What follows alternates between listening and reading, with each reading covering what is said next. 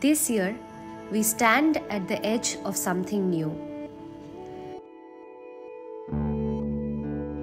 Our projects, our products, our people, all moving from vision to action.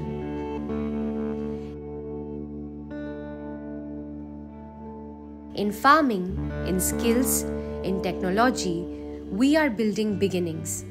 Small steps today for a stronger tomorrow.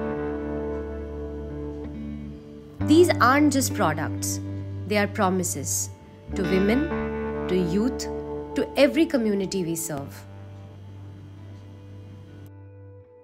This Interdependence Day, we begin our journey from vision to impact.